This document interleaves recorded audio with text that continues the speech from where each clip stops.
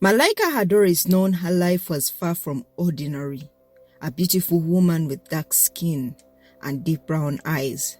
She had a peculiar condition, sleepwalking. Every night, without fail, she would wander around in her sleep, sometimes even venturing outside. To stop herself, she used to tie her hand to the bed with a rope, but the constant friction left her wrists bruised and raw.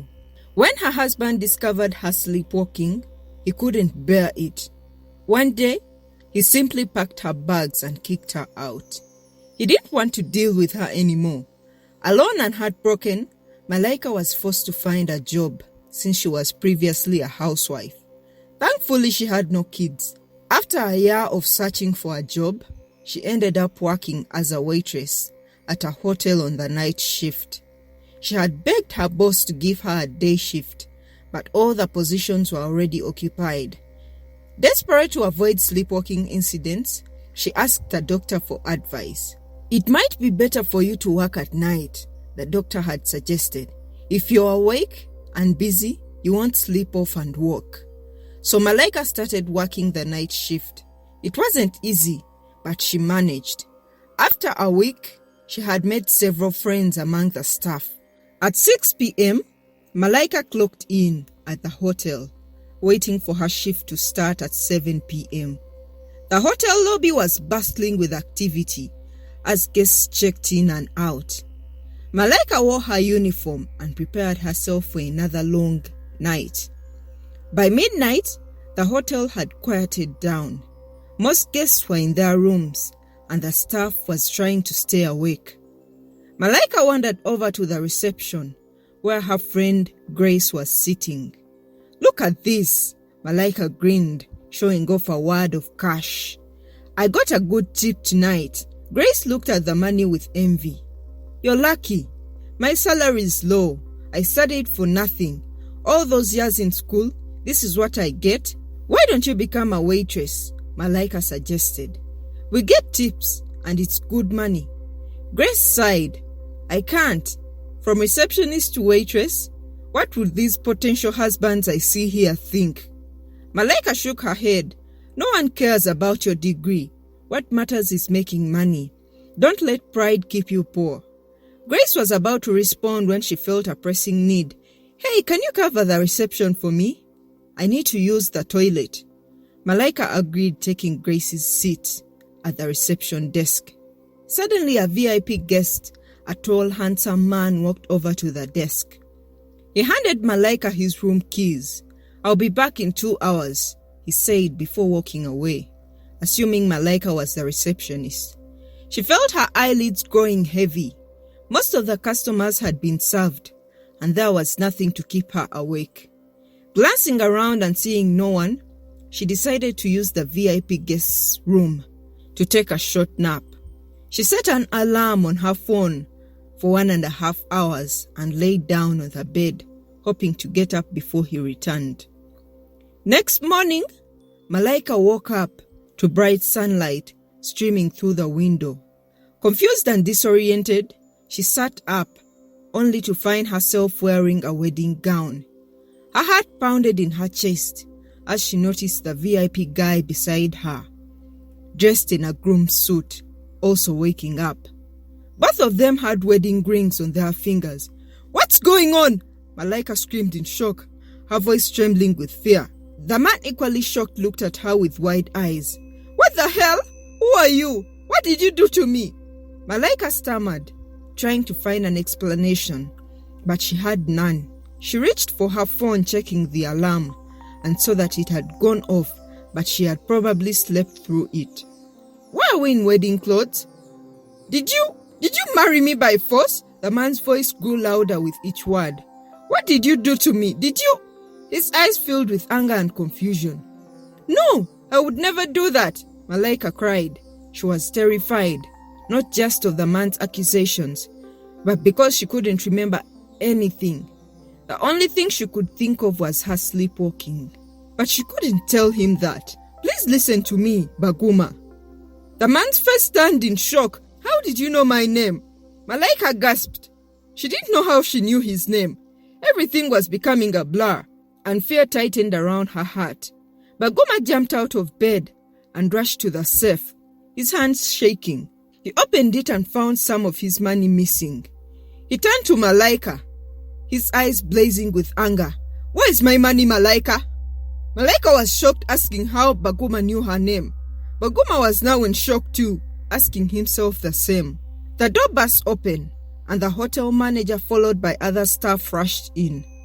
Baguma pointed at Malaika. "This woman sneaked into my room, forced herself on me, and stole my money. How can you allow this? Is this what your staff does?" The manager turned to Malaika, his face stern. "Malaika, how dare you enter a guest's room? You know the rules. Pack your things, you're fired." Baguma wasn't done. "She stole my money. She needs to go to prison for this." Malaika pleaded. "I didn't steal anything. Please listen to me." But her words fell on deaf ears. The manager called the police, and before she knew it, Malaika was handcuffed and taken away. At the police station, Baguma continued to berate Malaika. "I'll make sure you pay for what you've done." Malaika, on the verge of tears, pleaded with Baguma. Before their argument could escalate, Baguma's phone rang. He answered it angrily. "Good morning, Mr. Baguma. This is the marriage registry. We are calling in to inform you that your marriage certificate is ready, and you and your wife can come and pick it up today." Baguma froze. "Marriage certificate? What are you talking about?" The voice on the other end continued.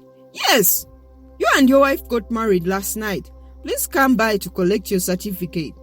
Baguma's eyes widened in horror. "What's the name on the certificate?" "It's your name, Mr. Baguma, and your wife's name is Malaika." Baguma dropped the phone, his face ashen. He turned to Malaika, who was equally shocked. "What did you do?" Malaika shook her head frantically. "I didn't do anything. I don't even remember what happened." Realizing he needed answers, Baguma headed to the marriage registry. Upon arriving, Baguma demanded an explanation. The clerk at the registry pulled out a file and explained. "You called us last night insisting that you were madly in love and wanted to get married immediately. We tried to advise you to wait, but you were very persistent. You even paid extra to expedite the process and paid me to buy you a gown and a groom's suit and said you already had rings." He tells Baguma that even the night shift receptionist and the waitress were also there as witnesses. He paid them, thanking them, then ordered a small dinner as they celebrated in his room. The clerk handed Baguma the marriage certificate along with photos and videos of the wedding on his phone. It all happened in the room. The images showed Baguma and Malaika both smiling, holding hands, and exchanging vows. In the videos, they kissed and celebrated their union. Baguma's face turned pale as he watched. "I don't remember any of this. I must have been drunk." The clerk told him that they would have to wait 6 months if they wanted to divorce. Back at the police station, Baguma had Malaika released, and they both sat down to talk. "Look, I'm sorry for what happened," Baguma began, his voice softer. "But this doesn't make any sense. There's no way I would have married you. I'm engaged, and I love my fiancé Mary. What kind of witchcraft is this? Did you talk to your ancestors?" Malaika, still shaken, decided to keep her sleepwalking a secret. "Maybe we were both drunk and made a terrible mistake." Suddenly a man passed by and grabbed Malaika's booty. Baguma's reaction was immediate and fierce. He grabbed the man by his collar and punched him, shouting, "Take your filthy hands off my wife!" Malaika froze, her eyes wide with shock. "Wife?" she repeated, bewildered. The man quickly muttered an apology and ran off, disappearing into the crowd. Baguma, realizing what he had just said, looked equally stunned. "Why did you call me your wife?" Malaika asked, her voice trembling with a mix of confusion and anger. "First you say one thing and then another. What secret are you hiding? What did you do to me? Did you sleep with me?" Baguma's face went pale. "No, I didn't. I mean, I don't remember. Malaika cut him off, her voice raising. "You don't remember? How convenient. How do I know you're telling the truth? How do I know you didn't take advantage of me?" Baguma looked angry, I would never. Oh, please, I already have a fiancé whom I love so much. Why would I sleep with you? Stay away from me. We'll get divorced in 6 months. Bagoma said, walking away. Malaika returned home, her mind racing with thoughts of what had happened. She looked at the ring on her finger with the initials B and M. It wasn't supposed to be hers, but something about it felt right, as if it belonged there. The initials matched her name and Bagoma's. She couldn't shake the feeling that this ring, despite everything, was perfect for her. She hated herself for sleepwalking, for sneaking into Bagoma's room to take a nap. She wondered why the doctor's medicine hadn't worked. Her thoughts were interrupted by the sound of her phone ringing. It was her boss. Malaika, we've cleared everything up. Bagoma explained the misunderstanding, and we know you didn't steal the money. It seemed he got you drunk and made some bad decisions. You can come back to the hotel. Relief flooded through Malaika, but it was quickly overshadowed by the confusion. What else had happened that night? She knew she had to confront Bagoma and get some answers. When Malaika arrived at the hotel, the receptionist Grace told her everything. You were so in love with Bagoma before the wedding, she said. You both seemed drunk, but you kept telling me how much you loved him. Malaika felt her stomach churn as Bagoma walked to hand Grace his room keys.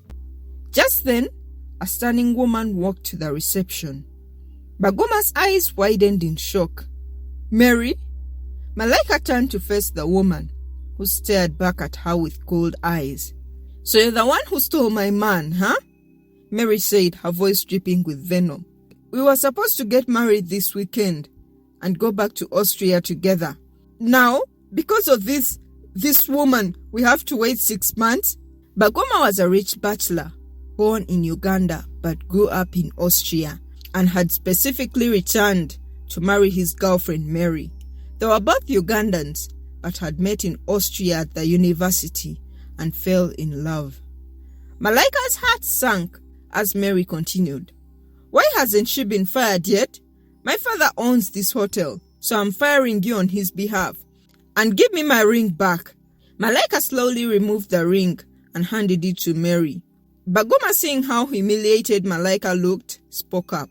Mary, it wasn't her fault. We were drunk. Are you defending her now? Mary snapped. Did you sleep with her? Why was she even in your room? That's against policy. Grace, the receptionist, looked on in shock. If she had known that Mary, the boss's daughter, was engaged to Bagoma, she would have informed Malaika right away. Malaika, feeling utterly defeated, left the hotel lobby without another word. She knew it was partly her fault, but she wasn't about to reveal her sleepwalking to anyone. Bagoma couldn't shake the guilt as he watched Malaika leave. He ran after her, calling her name. Malaika, wait! She stopped, her back to him. I'm sorry, Bagoma said, his voice filled with regret. It was my fault, not yours. Please forgive me. Malaika turned to face him, tears in her eyes. It wasn't your fault. That night, you came to the reception and gave me your room keys. You said you'd be back in 2 hours. I sneaked into your room to take a nap. Bagoma looked at her, confused. I never gave you my keys, Malaika. I don't even remember going to the reception. Malaika's heart skipped a beat. What are you saying? Bagoma hesitated before speaking. I'm a sleepwalker, Malaika. I was probably sleepwalking when I gave you those keys. I didn't get you drunk, I swear. I usually take my meds, but that night, I don't know why the meds didn't work. Malaika stared at him in disbelief, then burst out laughing. Bagoma looked at her, bewildered. Why are you laughing? This isn't a joke. Malaika shook her head, still laughing. You know why I'm laughing, Bagoma? Because I'm a sleepwalker too. Bagoma's eyes widened in shock. You're serious? Malaika nodded and showed him the marks on her wrists. I used to tie myself up with a rope to the bed to prevent me from sleepwalking. I thought I was the only one with this problem, but here you are, just like me. They both laughed, a sense of relief washing over them. It was as if they had finally found someone who understood them completely. When did it start for you? Malaika asked, her laughter fading into a warm smile. I was 6, Baguma replied, his tone softer now. My parents moved to Austria for work, and they found a doctor who had been treating me ever since. But every relationship I've had ended when the women found out I was a sleepwalker. Mary was the only one who accepted me, and that is why I can't lose her. Malaika nodded, understanding the pain in his voice. My husband divorced me because of my sleepwalking, she admitted. It has been a lonely road. They sat down on the bench in the hotel garden, sharing their stories and laughing at the absurdity of it all. As they talked, they found themselves lost in each other's company, a sense of connection growing between them. After a long silence of staring in amazement, Baguma finally spoke. I'm going to talk to Mary and get your job back. I can't let our illness cause more trouble than it already has. Malaika looked at him, feeling a strange warmth in her chest, wondering how their disorder had softened Baguma, bringing out this sweet side of him. But she asked him to keep her disorder a secret and not tell anyone. Little did they know, Mary had overheard everything from her hiding place among the garden trees. After much persuasion, Baguma talked to Mary, and Malaika was given her job back. To help her avoid sleepwalking, Baguma gave her some of his pills. Mary kept a close eye on them, often watching from afar. Meanwhile, Baguma and Malaika couldn't shake off their dreams and flashbacks of that fateful night when they kissed and made love. They would wake up hoping it was just a dream, but the feelings that had taken over their bodies and hearts were undeniable. Every time they passed each other in the hotel, their emotions surged, but they both knew they had to stay away from each other. Baguma found himself constantly staring at Malaika as she served other customers. Something inside him longed for her to be the only one who served him. Mary noticed this and called Malaika over, intent on humiliating her. What would you... Before Malaika could finish, Mary leaned in and kissed Baguma right in front of her. Malaika felt a surge of jealousy and sadness, but kept her cool, simply bowing her head and walking away. Baguma, unable to contain his anger, walked away as well, leaving Mary standing there with a smug look on her face. A month later, the day for Baguma to return to Austria finally came. He had to leave and would return in 5 months to divorce Malaika and marry Mary. A farewell party was thrown for him during the day shift, but Malaika was not around, and Baguma didn't want to leave without seeing her. Secretly, he asked one of Malaika's friends at the hotel for her number. Back at Malaika's rental, she lay in bed, feeling sick, nauseated, and had been puking the entire day. She wondered what could be wrong. Suddenly a thought struck her, and she quickly checked her period calculator on the phone. Her eyes widened in shock. She was 2 weeks late. Panic surged through her as she considered the possibility. She hadn't been with any man except her ex-husband a year ago. Could it be true that she and Baguma had gotten intimate that night? The dreams she had been having about Baguma, could they all be real? Just as she was lost in thought, her phone rang. It was a new number. She hesitated before picking up. Who is this? She answered weakly. It's me, Baguma. Are you okay? You don't sound fine. Baguma's voice came through, filled with concern. Malaika's heart skipped a beat. How did you get my number? She asked, trying to mask her nervousness. A waitress gave it to me. I'm leaving for Austria today, and I didn't want to go without seeing you, he replied. Malaika's mind raced. You already have a fiancé. What do you want from me, Baguma? She asked, her voice trembling. I just can't leave without seeing you. At least to say goodbye as friends, he said, the nervousness clear in his voice. Can I come to your house? You don't sound well. Malaika considered telling him about her pregnancy, but feared his reaction. What if he rejected her? What if he changed his mind about everything? But she knew she had to at least try. "I'll come to the hotel at around 5 p.m. before you go," she said finally. As the party went on, Baguma anxiously waited for Malaika, but she was nowhere to be seen. Suddenly, gasps and murmurs spread through the crowd. Guests pointed upward toward the hotel, and Baguma and Mary turned to see what the commotion was about. To their horror, they saw Malaika on the balcony of the 10th floor, dangerously close to the edge. "Malaika!" Baguma shouted in shock, trying to push through the crowd to get to her. Malaika was climbing up the railings, looking as though she was about to fall. Baguma's heart pounded in his chest as he tried to run towards her. But before he could move, Mary grabbed his hand. "Let her embarrass herself, don't go," Mary hissed, her grip tightening. Baguma looked at Mary in shock, suddenly realizing what might have happened. "Did you do this?" he asked, his voice shaking with anger. "Oh please, she's just a drama queen," Mary scoffed. But Baguma knew better. He quickly put the pieces together. Malaika might have been sleepwalking. "What did you do, Mary? How did you know?" he shouted, his eyes wide with horror. Ignoring Mary's protests, Baguma raced to the 10th floor, praying he would reach Malaika in time.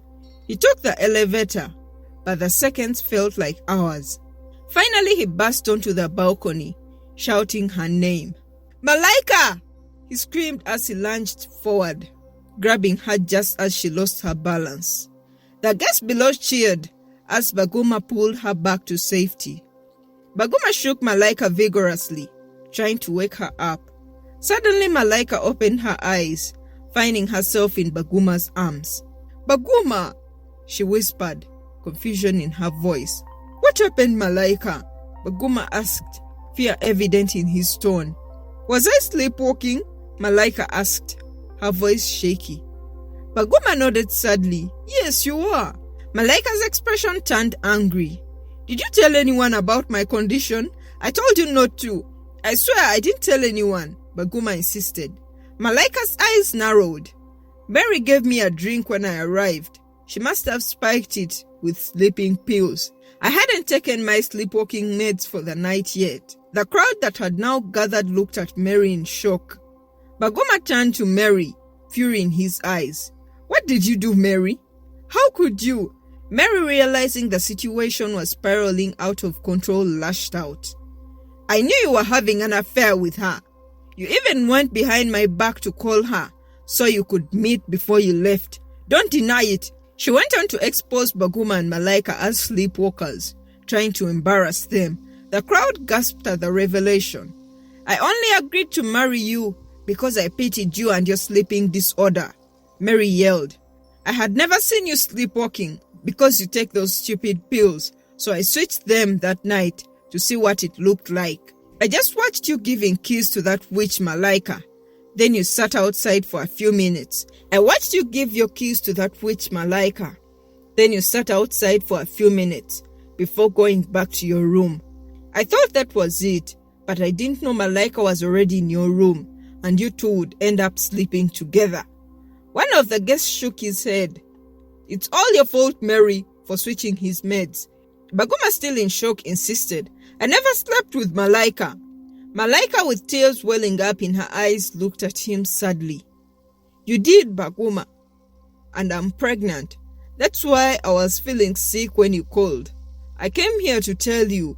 The crowd fell silent, shocked by the revelation. Mary, seizing the opportunity, tried to instigate further. "See? They had an affair behind my back." Malaika, feeling humiliated by Baguma's silence, tried to walk away, but her body gave out and she fainted. Baguma caught her and immediately rushed her to the hospital. At the hospital, the doctor confirmed that Malaika was indeed pregnant and that the timing matched perfectly. When Malaika woke up, she turned to Baguma. "Go, Baguma. You'll miss your flight," she said weakly. Baguma gently touched her cheek. "I'm not leaving without you, Malaika. I'll cancel the flight and book another for both of us if you're willing to go with me, because you're my wife and I've fallen in love with you." Malaika looked at him in shock and disbelief. "Are you joking?" Baguma shook his head. Ever since that night, I can't stop thinking about you, fantasizing about you, dreaming about you. These crazy feelings have developed in me, and I can't get rid of them. I want to be with you all the time. He paused, looking into her eyes. Do you still want to go ahead with a divorce? If you do, I'll respect your decision, but I don't want to divorce you. Malaika felt a tear slip down her cheek. I feel the same way. I've had the dreams too, and I can't stand seeing you with Mary. Everything became clear to me that night when we talked about our disorder in the garden. I knew then that I had fallen for you, but we are classes apart. Baguma, I'm just a waitress and you're a VIP guest who is going back to Austria soon. And you already have a fiancé. Baguma took her hand and kissed it passionately, his lips warm and tender against her skin. A wave of emotion surged through her, sending a shiver down her spine. As he leaned closer, their breaths mingled. Baguma's eyes locked onto hers with an intensity that made her heart race. Never tell me that classes apart nonsense again, he said softly, his voice filled with determination. It's over between Mary and me, after what she did to us. I love you, Malaika. His breath was hot against her lips, and Malaika's heart raced as she whispered, I love. But before she could finish, Baguma's lips met hers in a passionate kiss. The moment was electric, filled with an intensity that neither of them had felt before. Soft moans escaped their lips as they were overwhelmed by the sudden flood of memories from that night. The marriage, the kisses, the love they had made to each other. All the memories came back to them. They broke the kiss, staring at each other in shock. Do you remember too? They asked in unison, laughing at the realization of how deeply connected they were. It felt almost supernatural, as if their souls had intertwined long before they ever met. In that moment, they knew they were meant to be together. They were each other's soulmate. A week later, as they sat in first class on a flight to Austria, Baguma and Malaika held each other close. Malaika, feeling a mix of excitement and nervousness, jokingly asked, What kind of child will two sleepwalkers give birth to? Baguma chuckled, kissing her on the forehead. A sleepwalker Pro Max, he teased, and they both burst out into laughter, the tension from their earlier trials melting away. Despite the chaos Mary had caused, she was not arrested due to her father's influence and connections. However, Baguma made it clear that he wanted nothing to do with her. His heart now belonged to Malaika. Months later, in Austria, Baguma and Malaika welcomed their baby girl into the world. They knew their child would be okay and live with the disorder. After all, they also lived with it. As they gazed down at their newborn daughter, Baguma hugged Malaika in happiness. In that moment, they knew that no matter the challenges or uncertainties of life, they had found something far more powerful, true love, the kind that overcame anything. What do you think of this story, guys? Did you love the story? If you liked it, please leave a thumbs up to this video. Don't forget to subscribe, hit the bell icon so that you're notified every time I post new videos. Thank you for watching, guys, and stay tuned for my next video. Bye!